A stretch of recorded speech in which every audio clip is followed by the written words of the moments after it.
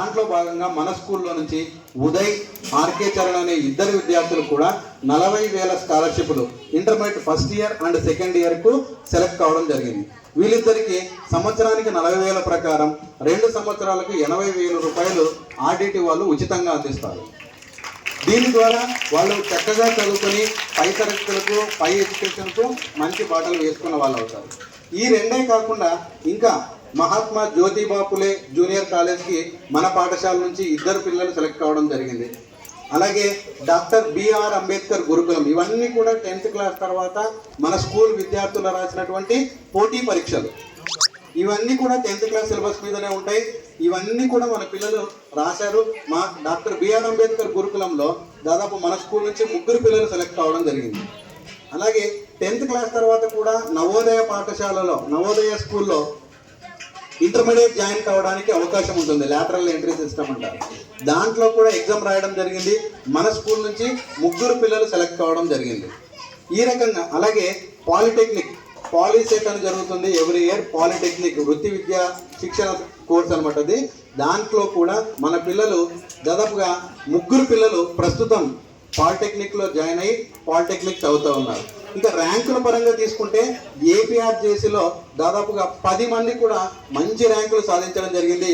ఏపీఆర్జేసీలో మనకు least rank 999 కే గురుకిరణ్ సాధించడం జరిగింది. అలాగే మనకు పాలిసెట్లో 1200 ర్యాంకుతో కృష్ణకుమార్ మంచి ర్యాంక్ సాధించడం జరిగింది.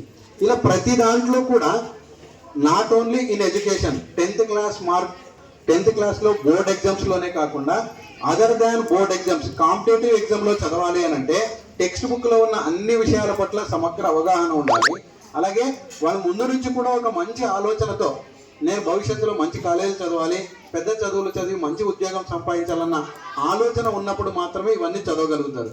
ఇక్కడ మన టీచర్లందరూ కూడా కేవలం 10th క్లాస్ వాళ్ళు మాత్రమే కాకుండా వీటన్నిటిని బోధించడం జరుగుతుంది.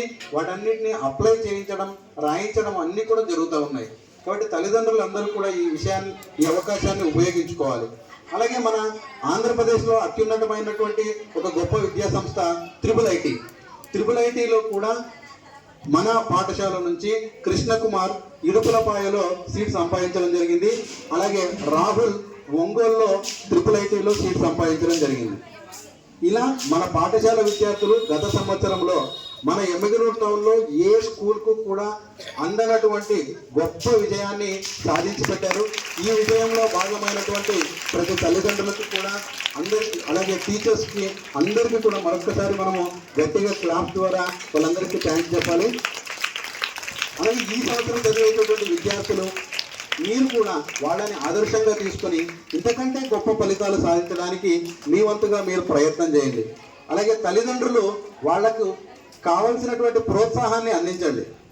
అందరూ కూడా 10th క్లాస్కి వచ్చిన తర్వాత మా పిల్లవాడు ఎలా చదువుతున్నాడో అని తెలుసుకోవడానికి ఇంట్రెస్ట్ చూపుతారు, కానీ 6వ తరగతి 7వ తరగతిలో ఎలా చదువుతున్నారో తెలుసుకోరు. 6వ తరగతిలో కేవలం పాఠశాలలో చేర్పించి 10th క్లాస్ అయిపోయిన తర్వాత కూడా ఒక్కసారి కూడా పిల్లలు ఏం చదువుతున్నారో తెలుసుకోవడానికి రాని తల్లిదండ్రులు కొంతమంది ఉంటారు. కాబట్టి దయచేసి అలా ఉండకండి.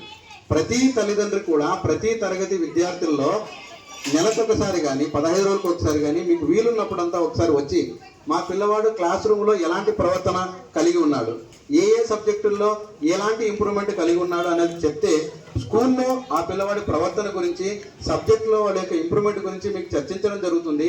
దాని ద్వారా ఇంటి దగ్గర మీరేమీ తీసుకోవాలి బాధ్యత వాళ్ళ గురించి, స్కూల్లో మేమేం తీసుకుంటున్నామో తెలుస్తుంది.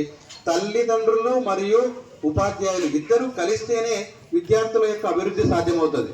అందుకే మెగా పేరెంట్ టీచర్స్ మీటింగ్ పెట్టినారు. సో కేవలం ఉపాధ్యాయులు ఒక్కటే విజయాన్ని సాధించడం అంటే కష్టం అవుతుంది. ఖచ్చితంగా తల్లిదండ్రులు కూడా కలిస్తేనే ఒక విద్యార్థి యొక్క ఎదుగుదలలో అందరూ కూడా భాగస్వాములు కావాలి. పోయిన సంవత్సరం విద్యార్థులు అంత గొప్ప విజయాన్ని సాధించారు అంటే కేవలం టీచర్స్గా మేము అందించిన తోడ్పాటే కాదు, తల్లిదండ్రులు కూడా చాలా సహకారం అందించారు. ప్రతిసారి కూడా మీటింగ్కి అందరికీ వచ్చి వాళ్ళ యొక్క పిల్లల యొక్క ప్రోగ్రెస్ని తెలుసుకోవడం, అవసరమైనటువంటి టీచర్స్ని కలిసి అడగడం జరిగింది. అందుకే ఈరోజు ఇంత గొప్ప విజయం సాధించడం జరిగింది. కాబట్టి ఈ సంవత్సరం కూడా 10వ తరగతి విద్యార్థులందరూ కూడా బాగా చదివి ఇంతకంటే గొప్ప విజయాన్ని సాధించడానికి ప్రయత్నం చేస్తారని ఆశిస్తున్నాను. అలాగే 6, 7, 8, 9 తరగతి పిల్లల తల్లిదండ్రులు కూడా ఇప్పటి నుంచే మీ పిల్లల యొక్క అభివృద్ధిని ఎలా ఆ పిల్లవాడు ఇప్పటి నుంచి ఏం చేస్తే మంచిగా చదువుకోవడానికి అవకాశం ఉంటుంది. చదువు మాత్రమే కాదు, సంస్కారం కూడా చాలా ఇంపార్టెంట్.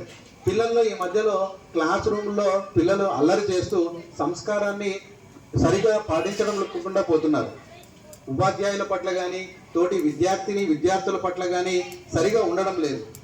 మేము టీచర్లుగా ఎంత చెప్తున్నా ఇంట్లో తల్లిదండ్రులుగా మీరు కూడా చెప్పాల్సినటువంటి బాధ్యత మీ పైన కూడా ఉంది. కాబట్టి మీరందరూ కూడా ఈ బాధ్యతలను గుర్తించి ఇంటి దగ్గర మీ పిల్లల యొక్క భవిష్యత్తు గురించి ఆలోచించి సరైన అడుగులు వేస్తారని, అలాగే మీ పిల్లల యొక్క భవిష్యత్తు కోసం మేము మా చేతనైన దానికంటే ఇంకా ఎక్కువ కష్టపడి వాళ్ళ యొక్క అభివృద్ధికి ఖచ్చితంగా బాగుపడడానికి మా వంతు కృషి చేస్తామని సభాముఖంగా తెలియజేస్తూ ఈ అవకాశం ఇచ్చినటువంటి అందరికీ కూడా పేరున ధన్యవాదాలు తెలియజేస్తున్నాను.